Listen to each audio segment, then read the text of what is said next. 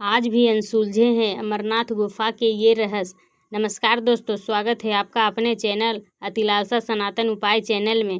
आज हम जानेंगे अमरनाथ गुफा के कुछ अनसुलझे रहस्य। अमरनाथ हिंदू धर्म के लोगों का एक प्रमुख तीर्थ स्थल है। हर साल भारी मात्रा में श्रद्धालु भगवान शिव के लिए यहाँ दर्शन के लिए आते हैं। अमरनाथ गुफा कश्मीर के बर्फीले पहाड़ों के बीच स्थित है।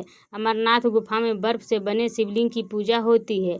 अमरनाथ गुफा को भगवान शिव के प्रमुख धार्मिक स्थलों में से एक माना जाता है। मानता है कि भगवान शिव ने अमरनाथ गुफा में ही मां पार्वती को अमरता का मंत्र सुनाया था। इसीलिए अमरनाथ गुफा का महत्व बहुत ज़्यादा महत्व है। मान्यता के अनुसार किसी को भी अमर कथा सुनने की इजाज़त नहीं थी। इसीलिए भगवान शिव ने मां पार्वती को कथा सुनाने से पहले सभी को त्याग दिया था, ताकि कोई और अमर कथा ना सुन पाए। अमरनाथ गुफा से लगभग 96 किलोमीटर पर स्थित पहलगाम पहली ऐसी जगह है जहां भगवान शिव ने रुक कर आराम किया था। उन्होंने अपने बैल नंदी को भी इसी जगह छोड़ दिया था। नंदी बैल के बिना शिवलिंग को अधूरा माना जाता है। इसके बाद शेषनाग झील पर पहुंचकर उन्होंने अपने गले से सांपों को भी उतार दिया था। गणेश जी को उन्होंने महागुनस पहाड़ पर छोड़ दिया था। इसके बाद पंचतरनी नाम की जगह पर पहुंचकर भगवान शिव ने पांचों तत्वों को भी त्याग दिया था। माना जाता है कि भगवान शिव ने पार्वती को अमरता का मंत्र सुनाया था। उस समय गुफा में उन दोनों के अलावा सिर्फ कबूतरों का एक जोड़ा मौजूद था। कथा सुनने के बाद कबूतर का जोड़ा अमर हो गया था। आज भी अमरनाथ गुफा में कबूतर का वो जोड़ा दिखाई देता है। अमरनाथ गुफा चारों तरफ से कच्ची बर्फ से ढकी होती है, लेकिन गुफा के अंदर मौजूद शिवलिंग पक्की बर्फ का होता है। शिवलिंग पक्की बर्फ का किस तरह बनता है, ये आज भी एक रहस्य बना हुआ है। माना जाता है कि अमरनाथ गुफा की खोज बूटा मालिक नाम के एक मुस्लिम शख्स ने की थी। ये शख्स अपनी भेड़ बकरी को चरा रहा था। उसी समय बूटा का मुलाकात एक साधु से हुई। साधु ने बूटा को कोयले से भरा एक बैग भेंट दिया था। बूटा ने घर पहुंचकर जब बैग खोलकर देखा तो कोयले को सोने के सिक्के में बदला हुआ पाया। इसे देखकर बूटा हैरान हो गया और साधु का धन्यवाद करने के लिए वो उस जगह दोबारा पहुंचा। वहां पहुंचने पर उसने साधु की जगह गुफा को पाया। उस समय से ये गुफा एक तीर्थ स्थान बन गई। अमरनाथ गुफा में शिवलिंग के पास पानी बहता है, लेकिन अब तक इस बात का पता नहीं लग पाया है कि पानी आता कहाँ से है। मानता है कि अमरनाथ गुफा 5000 साल पुरानी है। इस गुफा में मौजूद शिवलिंग को स्वयंभू कहा जाता है, क्योंकि इस शिवलिंग का निर्माण खुद से होता है। कश्मीर में स्थित अमरनाथ गुफा करीबन 160 फुट लंबी और 100 फुट चौड़ी है। अमरनाथ यात्रा का सारा प्रबंध अमरनाथ साइन बोर्ड द्वारा किया जाता है। ये यहाँ दर्शन के लिए आने वाले श्रद्धालुओं की सुविधा का खास ख्याल रखते हैं। भगवान भोलेनाथ की लीलाओं का रहस्य जानना है तो इसके लिए अमरनाथ धाम यानी अमरनाथ की गुफा से बढ़कर कोई दूसरा स्थान नहीं है, क्योंकि अमरनाथ गुफा में छिपे हैं भगवान शिव से जुड़े ऐसे कई राज, जिसे जानकर हर शिव भक्त बाबा अमरनाथ के दर्शन करना चाहते हैं। अमरनाथ गुफा में हर साल हिम यानी बर्फ से स्वयंभू शिवलिंग तैयार होते हैं। हैरान करने वाली बात यह है कि हिमलिंग के निर्मित होने के लिए जल का स्रोत क्या है और यह शिवलिंग कैसे बनता है, यह अपने आप में एक बड़ा अनसुलझा रहस्य है। इस गुफा का दूसरा रहस्य है शिवलिंग के आसपास का जमा हुआ बर्फ। कमाल की बात यह है कि हिमलिंग ठोस बर्फ का होता है, जबकि इसके आसपास फैला बर्फ कच्चा होता है। अगर तापमान कम होने की वजह से हिमलिंग ठोस हो जाता है तो आसपास के बर्फ को भी ठोस होना चाहिए, लेकिन ऐसा नहीं है। ये अपने आप में एक रहस्य है।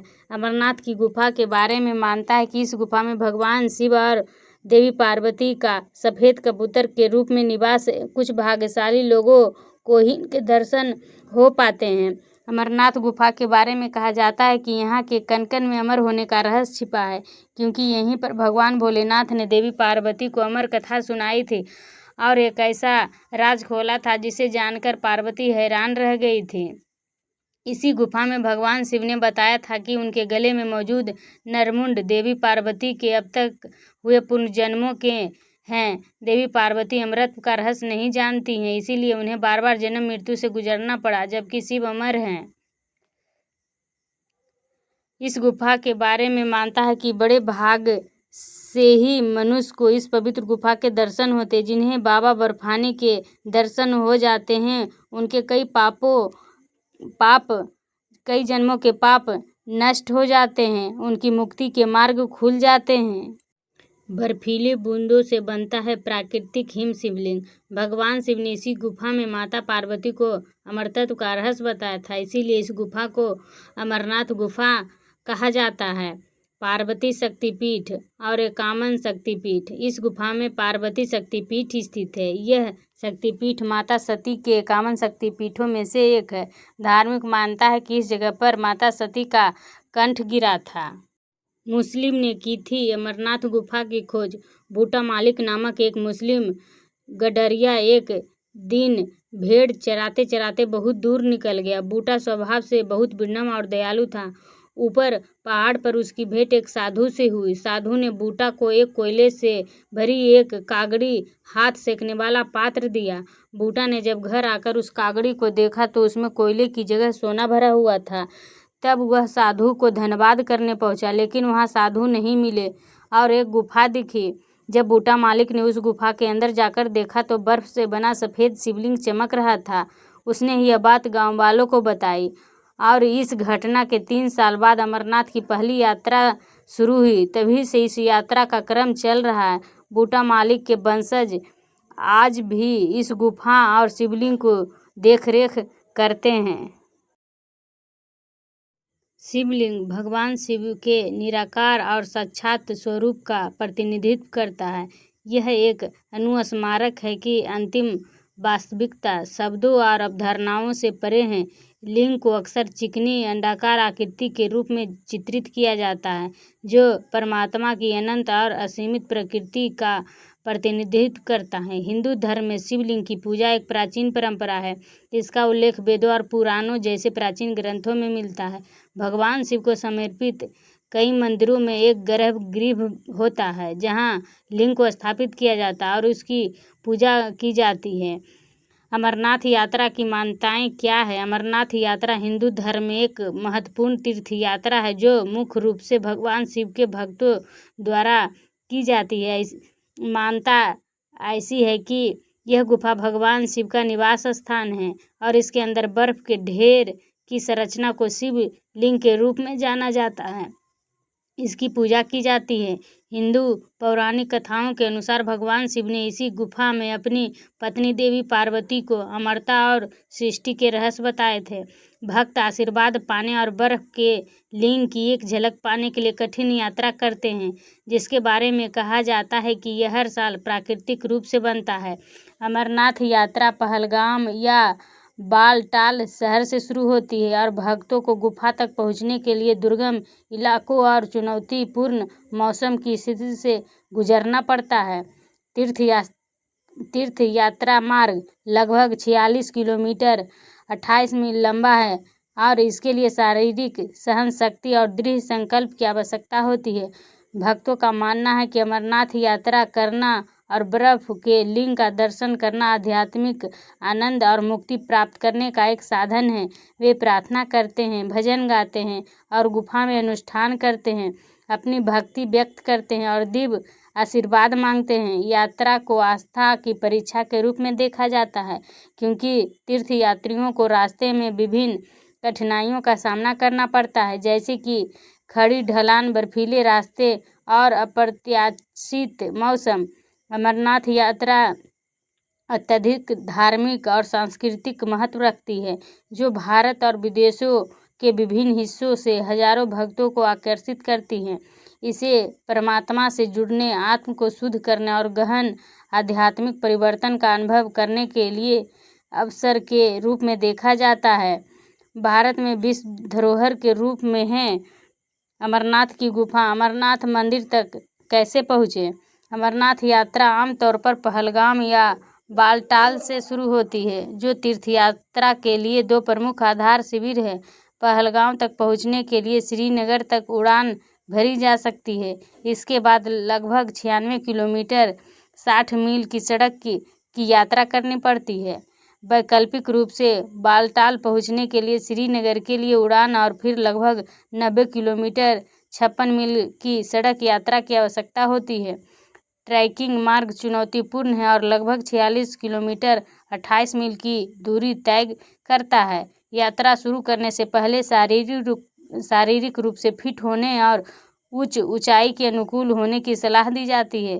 तीर्थ यात्रा के मौसम के दौरान तीर्थ यात्रियों की ज़रूरतों को पूरा करने के लिए मार्ग पर तंबू, भोजन स्टॉल और चिकित्सा सहायता जैसी विभिन्न सुविधाएं स्थापित की जाती हैं। अमरनाथ यात्रा भारत की एक महत्वपूर्ण तीर्थ यात्रा है जो दुनिया भर से भक्तों को आकर्षित करती है। यह धार्मिक और सांस्कृतिक महत्व रखता है और प्राकृतिक हिमालय में आध्यात्मिक अनुभव प्रदान करता है। यह पवित्र यात्रा विभिन्न समुदायों के बीच स्वभाव और एकता को बढ़ावा देती है, भक्ति और श्रद्धा को भावना है और अपने अंदर अनेकों रहस्यों को समेटे हुई है। अमरनाथ गुफा की कहानी। एक बार भगवान शिव माता पार्वती को अमर कथा सुनाने के लिए गुफा में गए। उन्होंने यह कथा किसी और को न सुनाने के लिए अपने साथ के सभी साथियों और जानवरों को गुफा के बाहर ही रोक दिया था। कथा सुनाते समय माता पार्वती को नींद आ गई, लेकिन भगवान शिव को यह पता नहीं चला। कथा सुनते हुए 2 कबूतर भी गुफा में मौजूद थे और वे हुंकार भर रहे थे, जिससे भगवान शिव को लगा कि माता पार्वती ही कथा सुन रही हैं। जब कथा समाप्त हुई तो भगवान शिव ने देखा कि माता पार्वती सो रही और कबूतर कथा सुन रहे थे। क्रोधित होकर भगवान शिव ने कबूतरों को मारने का प्रयास किया, लेकिन कबूतरों ने उनसे प्रार्थना की कि वे उन्हें न मारें क्योंकि उन्होंने अमर कथा सुन ली है। कबूतरों की प्रार्थना सुनकर भगवान शिव ने उन्हें माफ़ कर दिया और उन्हें आशीर्वाद दिया कि वे हमेशा अमर रहेंगे। अमर कथा के लाभ। धार्मिक मान्यताओं के अनुसार जो भी अमर कथा को सुनता है वह अमर हो जाता है।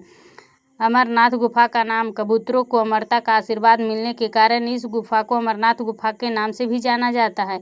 यह भी माना जाता है कि अमरनाथ गुफा में आज भी उन कबूतरों को देखा जाता है। अमरनाथ गुफा को बहुत ही ऐसी कहानियां हैं जिसे जानने के लिए हम और भी ज़्यादा उत्साहित रहते हैं।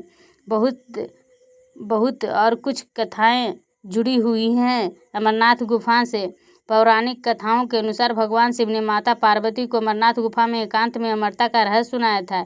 इस कथा को अमर कथा कहा जाता है। कथा सुनाते वक्त भगवान शिव ने यही शर्त रखी थी कि कोई भी जीव, मनुष्य या पशु पक्षी इस कथा को न सुने, क्योंकि जो भी इसे सुन लेगा वह अमर हो जाएगा।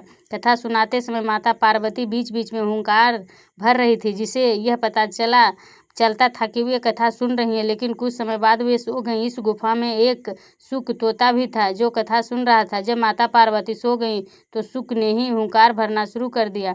भगवान शिव को बाद में पता चला कि माता पार्वती सो गईं और शुक ने कथा सुनी है। क्रोधित होकर उन्हें त्रिशूल से शुक को मारने का प्रयास किया, लेकिन शुक भाग गया। भागते हुए शुक वेद व्यास के आश्रम में पहुंचा और उनके मुख से गर्भ में प्रवेश कर गया। बाद में वह वेद व्यास के पुत्र के रूप में सुखदेव के नाम से प्रसिद्ध हुआ, जिसे भागवत कथा सुनाई थी। इसीलिए अमरनाथ की कथा को माता पार्वती और सुखदेव ने सुना था, इसीलिए अमरनाथ की कथा प्रसिद्ध हैं। और भी कुछ कहानियाँ जुड़ी हैं अमरनाथ गुफा से। कबूतर को हिंदू धर्म में देवी रति का वाहन माना जाता है, जो कामदेव की पत्नी हैं और प्रेम और सौंदर्य की देवी हैं। इसके अतिरिक्त कबूतर को अमरनाथ गुफा में शिव और पार्वती का प्रतीक भी माना जाता है, जहां वे एक जोड़े के रूप में अमर हो गए थे।